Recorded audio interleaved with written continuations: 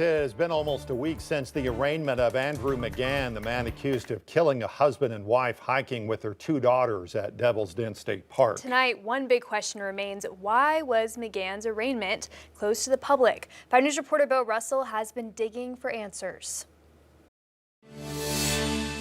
I've gotten a lot of questions through email and social media about McGann's arraignment, but before I get to those, let me back up and quickly recap what's happened since McGann was arrested. On August 1st, Andrew McGann made his first appearance before a judge for an 8.1 hearing. Media was allowed into the lobby of the Washington County Jail's courtroom, where the courtroom's live feed was played through a TV in the lobby.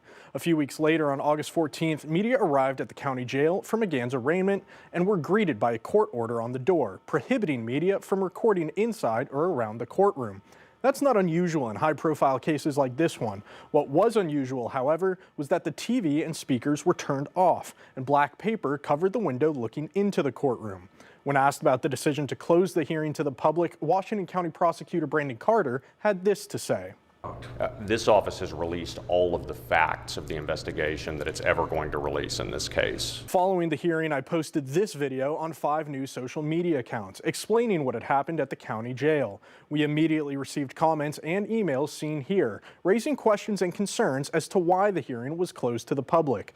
Even State Senator Terry Rice of Waldron raised questions about this during a Game and Fish in Arkansas State Police meeting. I read an article while we were sitting here about the judge closed the courtroom today and even taped over the one window that you could see in the courtroom, but I don't understand that either. I spoke with Rice again today. He tells me that there needs to be transparency and that laws are in place for a reason. According to Arkansas State Code 1610-105, a judge can only close a hearing to the public if they file an articulate and specific reason as to why the public's viewing of the hearing would hinder a defendant's right to a fair trial. So that catches us up to speed on the August 14th arraignment. Since then, 5 News has submitted Freedom of Information Act requests to the Washington County Prosecutor's Office, Public Defender's Office, and the Sheriff's Office, asking for all recorded discussions regarding the decision to close the arraignment to the media. Now, just moments ago, we received a response from the prosecutor's office saying the 4th Judicial District Prosecuting Attorney's Office does not have any records relevant to your request. The decisions referenced in your inquiry were made by the court independently and without any motion or input from this office. I reached out to Judge Joanna Taylor's office multiple times and received the same response each time. We're not going to talk about this case. Earlier today, I spoke with a member of the Judicial Discipline and Disability Committee. They were not able to provide comment on this case, but did tell me there is, quote, rule of judicial conduct that judges are expected to follow. I reached out to McGann's defending attorney, Catherine Street, and she wasn't able to comment on this case or on the judge's decision to close the courtroom to the public. And so, Bo, you mentioned that a legal reason has to be given if a judge does decide to close a courtroom to the public. Yeah, that's right. The U.S. Constitution and the Arkansas State Constitution, they both guarantee a defendant's right to a, quote, fair and speedy trial and public trial. That was not the case here, and a reason has not yet been given as to why the courtroom or why the judge decided to close the courtroom. They legally have to give a reason as to why they're going to close the courtroom. So far, despite my best efforts, reason has not been given. So, we sent out those FOIA requests. Hopefully we're going to have more information soon. All right, well, that's why we're looking into it. My goodness. All right, good job, Bo. Appreciate Thanks, Bo. that. Thanks, guys.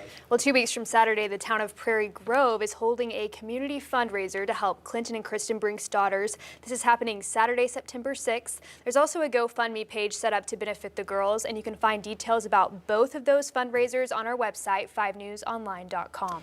New tonight, we have learned more about the allegations against a former teacher at the Immaculate Conception Catholic School in Fort Smith accused of misconduct against a child. Krista Castagno is charged with second-degree assault and harassment.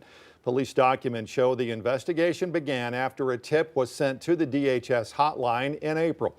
A witness accused Castagno of grabbing a child by the face, squeezing his cheeks hard, and then sternly telling him to look at her. Police say she was arrested on Monday at her new place of employment, Pediatrics Plus in Van Buren, after a special prosecutor handling the case made the decision to move forward with charges. City Prosecutor Colton Pace recused himself because of a conflict of interest in this case. Castagno is free on bond while the case moves forward. Well, a judge has moved back the trial date for a Fort Smith man accused of multiple sex crimes. LaDarryl Langford now scheduled to stand trial this December. Langford's accused of drugging and assaulting one person and secretly recording videos of a child over several years. Fort Smith police say there are multiple victims in this case and thousands of videos captured by hidden cameras. He's charged with rape, sexual assault, and possession of child sexual abuse material. A Fayetteville man is sentenced to 6 years in prison in connection to the death of his infant son. The child died last year.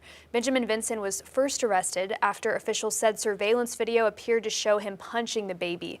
But in May, the charges were changed from first-degree battery to manslaughter after a report found the baby actually died from asphyxiation or lack of oxygen. Prosecutors say Vinson was seen in that video putting a blanket over the baby's head, which they now believe caused the suffocation. An autopsy also showed the baby did not have injuries consistent with punching, backing up Vinson's claim that he was hitting the bed, not the child. Court records show he later pleaded guilty to endangering the welfare of a minor. We're continuing to follow the investigation into a deadly house fire that happened yesterday in LaFleur County. Investigators are now calling it suspicious. Yeah, we first told you about this story yesterday, and now it happened at a home on the north side of Poteau. 5 News reporter Claire Everbach spent time there today following the story, joining us now with the latest from investigators. The LaFleur County Sheriff's Office worked a house fire Monday afternoon that happened just a few miles from here.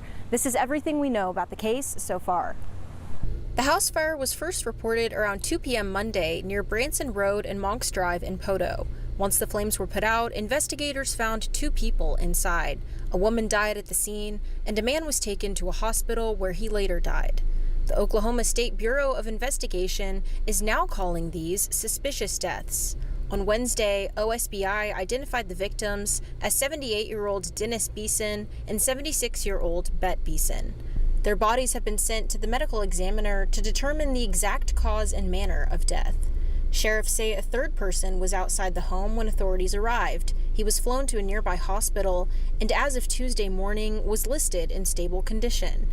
The investigation is ongoing, and anyone with information is asked to contact the OSBI tip line at tips@osbi.ok.gov or 1-800-522-8017. The OSBI PIO tells me they're still waiting to hear back from medical examiners and the Poteau Fire Department on the cause of the fire and cause of deaths. In Poteau, covering news where you live, Claire Everbach, 5 News.